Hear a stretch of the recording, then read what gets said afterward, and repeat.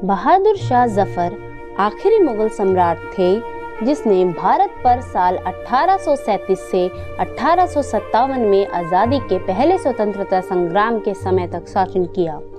उनका शासनकाल काफी संकट भरा रहा है। जब वह मुगल साम्राज्य की गद्दी पर बैठे उस समय तक मुगलों की शक्तियां कमजोर पड़ने लगी थीं और भारत में ब्रिटिश ईस्ट इंडिया कंपनी की अपना प्रभुत्व जमा लिया था। आइए जानते हैं बहादुर शाह जफर के पूरे इतिहास के बारे में। बहादुर शाह जफर 24 अक्टूबर 1775 में हिंदू महिला लाल बाई के गर्भ से जन्मे थे। उन्हें बहादुर शाह द्वितीय के नाम से भी जाना जाता है। उन्होंने शुरुआत में उर्दू, अरेबिक और पर्शियन की शिक्षा भी ली थी। इसके साथ ही उन्हें घुड़सवारी, तीरंदाजी आदि का भी ज्ञान था। बचपन से ही उनका रुझान कविताओं, साहित्य, सूफी संगीत आदि में था। वे बचपन में इब्राहिम जोग और असदुल्ला खां गालिब की कविताएं पढ़ा करते थे।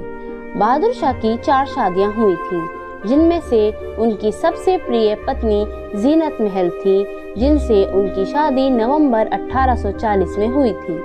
उनके पिता अकबर शाह द्वितीय की मौत के बाद सन 1837 में बहादुर शाह जफर मुगल सिंहासन की गद्दी पर बैठे। लेकिन जब उन्हें मुगलों की सत्ता मिली उस समय तक मुगलों की शक्ति काफी कमजोर पड़ गई थी। लाल किले के बाहर उनका कोई शासन नहीं बचा था। दिल्ली सल्तनत के पास शासन करने के लिए सिर्फ दिल्ली यानी शाहजहांबाद ही बचा था। हालांकि उनके पिता अकबर शाह द्वितीय उन्हें अपना उत्तराधिकारी नहीं बनाना चाहते थे। वे अपने दूसरे बेटे मिर्जा जहांगीर को सत्ता सौंपना चाहते थे। लेकिन मिर्जा जहांगीर का उस समय अंग्रेजों के साथ काफी संघर्ष छिड़ गया था, जिसके चलते उन्हें बहादुर शाह जफर को ही मुगल गद्दी सौंपनी पड़ी थी। बहादुर शाह जफर की राजनीति में कोई खास रुचि नहीं थी। उनकी महत्वाकांक्षा को अंग्रेज भी समझ चुके थे, इसलिए वे भी बहादुर शाह से कोई खतरा नहीं मानते थे। हालांकि उनके शासन में संगीत और साहित्य को काफी बढ़ावा मिला था। इसके साथ ही उनके शासनकाल में सभी धर्मों के साथ समान व्यवहार किया गया। वे हिंदुओं की धार्मिक भावना का काफी सम्मान करते थे। 1857 में जब ब्रिटिश शासकों ने अपनी दमनकारी नीतियों से भारतीयों की नाक में दम कर दिया था, तब अंग्रेजों के बढ़ते हुए अत्याचारों के खिलाफ और उन्हें भारत से खदेड़ने के लिए कुछ महान क्रांतिकारियों, विद्रोहियों और राजा महाराजाओं ने उनके खिलाफ विद्रोह शुरू कर दिया था।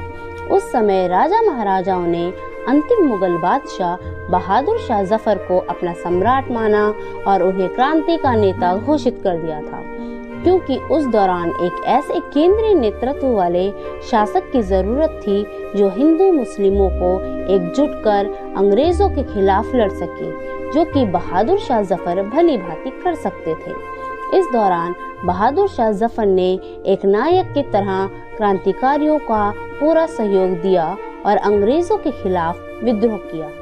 इस लड़ाई में उन्होंने अपने बेटे मिर्जा मुगल को कमांडर इन चीफ भी बनाया था। हालांकि 82 साल के जफर अंग्रेजों से हुई इस जंग में हार गए थे और इस हार के बाद उन्हें और उनके परिवार के कई सदस्यों को अंग्रेजों ने गिरफ्तार कर जेल में डाल दिया था। वहीं अंत में उन्हें राजद्रोह के आरोप में भारत से निकालकर रंगून भेज दिया गया, जहां उन्होंने 7 नवंबर 1862 को अपनी जिंदगी की अंतिम सांस ली। इस तरह उनकी मौत के साथ भारत में करीब 300 साल तक शासन कर चुके मुगल साम्राज्य का भी अंत हो गया और फिर भारत को 1947 में आज़ादी से पहले तक ब्रिटिशों की गुलामी का दंश झेलना पड़ा।